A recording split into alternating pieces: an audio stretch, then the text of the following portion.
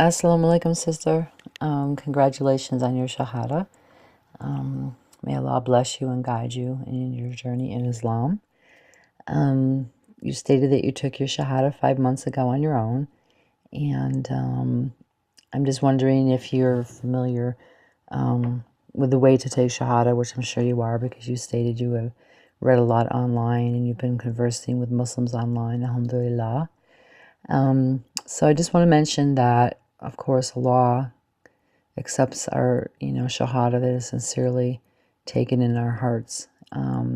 However, a lot of scholars believe that, there should be at least two witnesses for your shahada. So public shahada is generally recommended. However, being that you don't live near a masjid and you don't know any Muslims where you live, inshallah, the shahada that you took, of course, Allah accepts because He knows your heart. But I would kindly suggest that if you do get a chance and you do connect with some Muslims in a masjid in your area, that you do also do a second shahada publicly.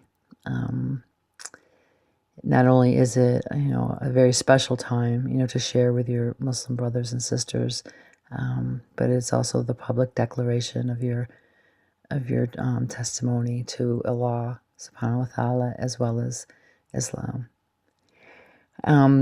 You state that you live in the United States and there's no masjids near you at all, and you don't know any Muslims. I'm not really sure where you live, but there's usually masjids fairly close to major cities, and even in some parts of the countryside, away from cities. Since you've been conversing with friends online in other countries, inshallah, I would kindly suggest that you Google your own area or a city that is near you, and try to connect with some Muslims that are living in the same state or the same city or the same area that you're living in. A brief Google search of Muslims in your area or a masjid should bring up some results for you. And if you can get in contact or join groups online or on Facebook or other social media where Muslims in your area are talking and gathering and studying online, that will help you to connect with people in your area, as well as possibly, give you some sisters that might be able to pick you up and bring you to a masjid and other Islamic events. And I highly encourage this because once you take Shahada, you're part of a family now. You're part of the Ummah. And within the community, there's so many resources. And our sisters are our pillars of strength. And it's just really conducive, for learning Islam and feeling a part of our religion and living our deen from day to day.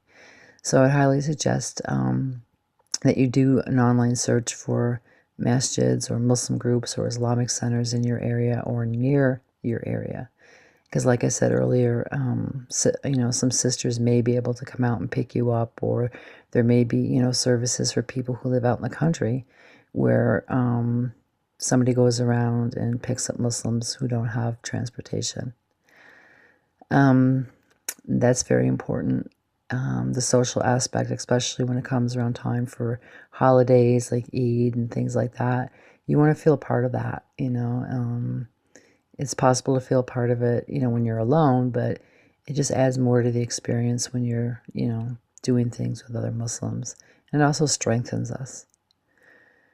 You stated that you had a learning disability. You learn very slow. That's okay. There's a lot of people that do learn slow, especially trying to learn the recitation for the prayers and Quran recitation and things like that. I would highly suggest that when you're trying to learn your prayers and memorizing Quran, half of the prayer is fine. I mean, if you can say the other half in English for now, Allah understands. He's most merciful. But I would highly suggest that you listen to the audio versions of them, like the Al-Fatiha, for instance. You could play it on your computer.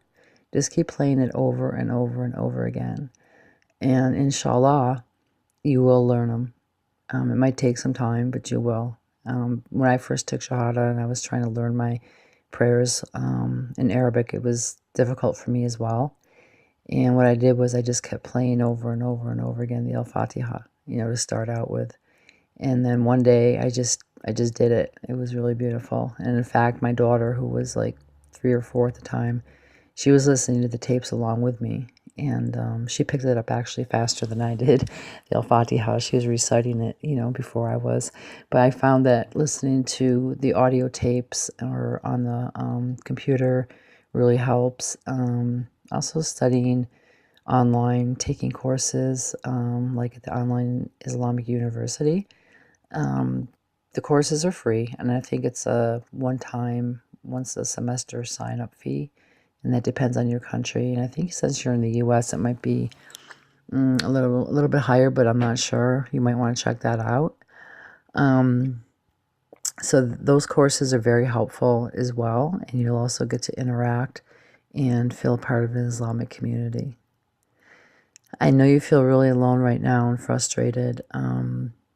That's why I'm really encouraging you to connect with the social media, since that's what you've been doing, and connect with the Muslims that are in the United States, are closer to your area, who can be of help to you and teach you, and possibly you could meet up with some of the sisters. Inshallah, make dua that Allah blesses you and makes a way for you, makes it easy for you, sister. Taking Shahada is a big step, and is a blessing. You're really blessed because Allah chooses who He will to be Muslim. And inshallah, your journey will be easy. Right now, it might seem a little hard, and I see that you have also some mental health issues going on because you've been abused and you've been bought and sold, and I'm not really sure what you mean by that. However, I can hypothesize that perhaps it was relating to the sex slave trade. I'm not really sure because you didn't specify. However, it does sound very traumatic, and you've been through a lot of abuse. And I really would like to recommend that you do get counseling for that. Being that you were abused and raped, beaten, and sold most of your life from the age of 10 till about 5 years ago, which means you're 15. I do suggest, sister, that you do get counseling if you're not in counseling already. You're probably experiencing a lot of post-traumatic stress disorder and anxiety, depression, etc. And you really should get some help for that. And I'm really sorry that this happened to you, and I'm sorry you had to go through that. But inshallah, you will heal from it. It's a journey. Healing is a journey. And we all have various things in our lives that we have to heal from. May Allah make it easy for you and bless you with full healing and restoration. And also for that reason, I would not recommend that you get married right away.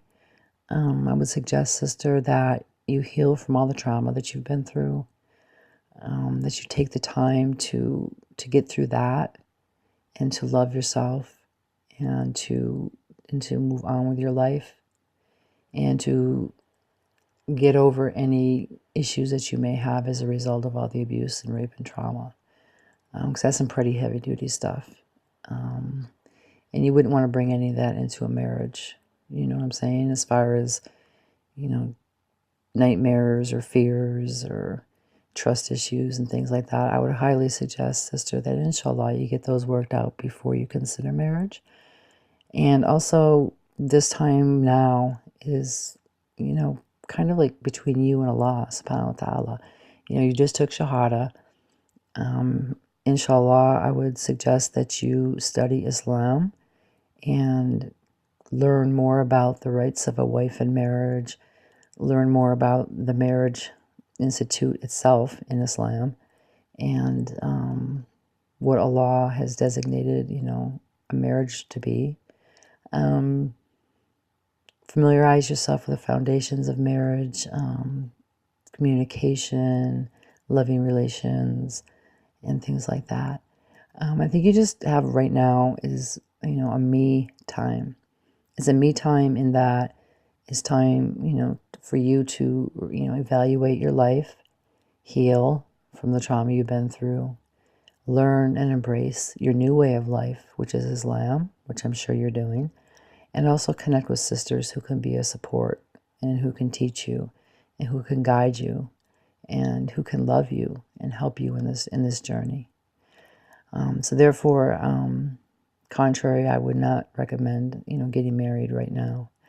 Um, I'm not sure who's recommending that you get married, but I will say that if you're talking to people across seas, there are some brothers, sadly, who, do want to get married, and a lot of times they want to get married for a visa if you live in America or Canada or some other country. So I'd be very careful with that. And also you would need to have a wali, which would be your father, or it would be an imam or a brother, for marriage. So there are conditions for marriage which you should familiarize yourself with. And again, that goes back to the rights that you have as in marriage and as a wife. You also said you were getting threats. I'm not sure who you're getting threats from, and I don't know why, or I don't know how they're threatening you. But if you're concerned about your safety, sister, please do, alert the authorities. If it's serious and if it's a real threat, if they're close to you. Try to avoid, sites and places where you think these people will be. If it's threats in general because you're wearing hijab out in public, just be careful, where you're going, and try to bring somebody with you. Just use extra caution if that's the case. But if it's a personal threat, I would definitely contact the authorities. Lastly, I would like to say that I'm not sure if you have a family or not in the United States. So my next question would be, where is your family, and are they supportive, and are they in your life? If they are, I would highly suggest that you speak with them about what's going on, especially with the threats and everything, and try to, garner their support. If not, I'm wondering if you work, do you go to school? What is your support system socially? Support system is very important, and I would like to ensure, that if you don't have a support system, I would kindly suggest that you seek one out in the Islamic community. And I know that you said you don't live near a masjid, but please do, further Google and do some research as to, any Muslims living near you, around you, or within the vicinity. There may not be a masjid, but there just may be a home that people meet at if there's a few Muslims in your area. And that would be wonderful if you could be a part of that. So I would just like to state that I'm really happy you took Shahada. Congratulations. And I'm also very sorry to hear about the trauma and rape that you've been through. I'm very sorry. May Allah, deal with the people who hurt you. And may Allah make things easy for you and bless you. You're in our prayers, sister. Assalamu alaikum.